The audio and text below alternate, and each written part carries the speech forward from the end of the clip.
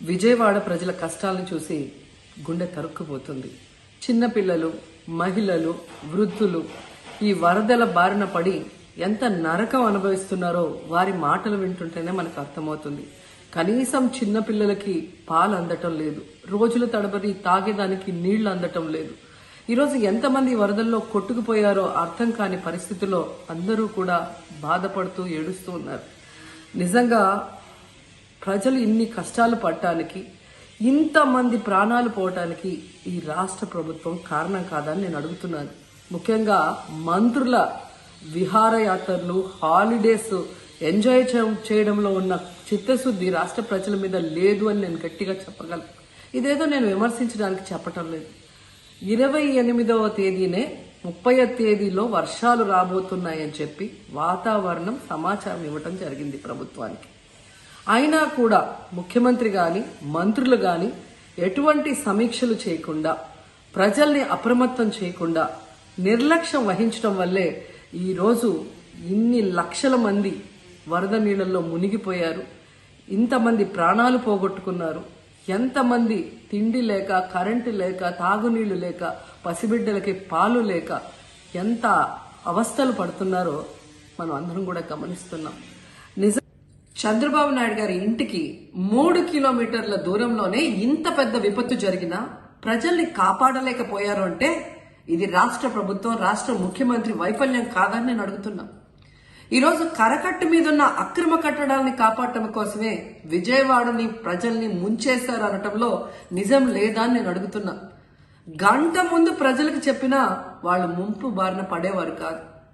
వాళ్ళని అప్రమత్తం చేసి ఒక సేఫ్ అయిన ప్లేస్ కి పంపించున్నా ఈరోజు ఇన్ని లక్షల మంది, దాదాపుగా 3 లక్షల మందికి పైగా 4 రోజుల పాటు కరెంటు లేకుండా, తిండి లేకుండా, చిన్న బిడ్డలకి పాలు లేకుండా ఈ విధంగా నీళ్లలో మునిగి అవస్థలు పడాల్సిన అవసరం లేదు.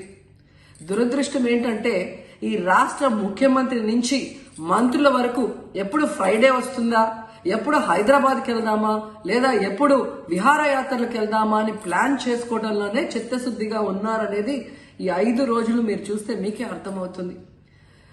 30వ తేదీ భారీ వర్షాలు వస్తాయని ముఖ్యమంత్రి గారికి, మంత్రులకి 28వ తేదీనే వాతావరణ శాఖ సమాచారం అందించినా ఎటువంటి సమీక్షలు లేదు, ఎటువంటి ముందస్తు జాగ్రత్తలు లేదు, ప్రజల్ని కాపాడాలన్న చిత్తశుద్ధి లేదు అనేది స్పష్టంగా అర్థమవుతుంది.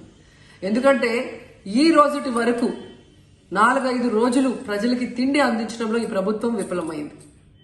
కనీసం ఇది జరిగినప్పుడు సీఎం గారు పనిచేయట్లేదు, వయసు అయిపోయింది. డిప్యూటీ సీఎం గారు, పంచాయతీరాజ్ శాఖ మంత్రి గారు కనీసం తన శాఖను అప్రమత్తం చేసి ప్రజల్ని కాపాడాల్సిన బాధ్యత ఉన్నా ఈ రోజు 5 రోజుల వరకు ఆయన అసలు విజయవాడ వైపే రాలేదు.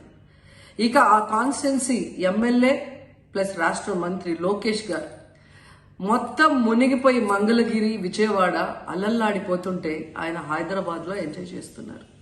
ఇక హోంమంత్రి గారు తెలిసిన సంగతే. ఇక మున్సిపల్ శాఖ మంత్రి నారాయణ గారు ఈరోజు విజయవాడని ముంచేసింది ఈ మున్సిపల్ శాఖ నిర్లక్ష్యం కాదని నేను అడుగుతున్నా. ప్రజల్ని సురక్షిత ప్రాంతాలకు తరలించే విధంగా ఈ నారాయణ గారు రివ్యూ చేయకపోవటం వల్ల ఈరోజు లక్షలాది మంది నీళ్లలో మునిగిపోయారు. వాళ్ళందరూ కూడా ప్రభుత్వం ఎప్పుడు కాపాడుతుందా అని ఎదురు చూస్తున్నారు. అయినా వీళ్ళకి పట్టింపు లేదు. ఇక రామానాయుడు గారు ఇరిగేషన్ మంత్రి, కనీసం ముందస్తు రివ్యూలు లేదు. కనీసం వరదలు వచ్చి ప్రజలు మునిగిపోతుంటే బోట్లను కూడా కొనుగోలు చేసో రెంట్కి తీసుకొని ఆ ప్రజల్ని తరలించే కార్యక్రమం ఆయన కూడా చేయలేదు. ఇక ఎప్పుడు వరదలు వచ్చినా, భారీ వర్షాలు వచ్చినా ముఖ్యమైన శాఖ రెవెన్యూ శాఖ, అనగాన సత్యప్రసాద్ గారు. ఈయన విహారయాత్రలో ఎంజాయ్ చేస్తున్నాడు. కనీసం పునరావాస కేంద్రాలు ఏర్పాటు చేయాలి, మరి ఆ ప్రజలకి పాలు, తిండి అన్ని అందించాల్సిన బాధ్యత ఉన్నా ఏం పట్టించుకోలేదు. సో ఈ విధంగా చంద్రబాబు నాయుడు గారి దగ్గర నుంచి మంత్రులంతా కూడా ప్రజల్ని గాలికి వదిలేసి ఎలా నిర్లక్ష్యం వహిస్తున్నారో చూడండి. ఇప్పటికైనా వాళ్ళు కళ్ళు తెరిచి ప్రజల్ని కాపాడండి అని చేతులెత్తి నమస్కరిస్తున్నా. గతంలో జగనన్న ఏ విధంగా వాలంటీర్ వ్యవస్థ ద్వారా, సచివాలయ వ్యవస్థ ద్వారా ప్రజలకి ఏం కావాలన్నా ఇమీడియట్ గా వాళ్ళకి అందుబాటులోకి తీసుకెళ్లటమే కాకుండా ఏదైనా ప్రకృతి వైపరీత్యం వచ్చినప్పుడు వెంటనే వాళ్ళని సురక్షితంగా కాపాడే విధంగా ఈ సచివాలయ వాలంటీర్ వ్యవస్థని ఉపయోగించుకోండి. జగనన్న మీద కక్షతో ఆ వ్యవస్థల్ని నాశనం చేయడం వల్లే ఈ రోజు ప్రజలకు ఎవరు ఏం అందించలేకపోతున్నారని తెలుసుకోండి. అండ్ ఈరోజు జగనన్న విజన్ ఉన్న నాయకుడు, ప్రజల్ని ప్రేమించే నాయకుడని మరోసారి రుజువు చేసుకున్నారు. ఆయన కట్టించిన ప్రొటెక్షన్ వాళ్ళు లేకపోతే ఇంకా 1,50,000 పైగా కుటుంబాలు మునిగిపోయే ప్రమాదం ఉండేది. ఈరోజు ఆ ప్రాంతమంతా సేఫ్ గా ఉంది విజయవాడలో ఒక సైడ్ అంటే అది జగనన్న ప్రజల పట్ల ఉన్న అభిమానంతో ఆ ప్రొటెక్షన్ వాల్ కట్టించడం అనేది కూడా మనం అందరం గుర్తుంచుకోవాలి.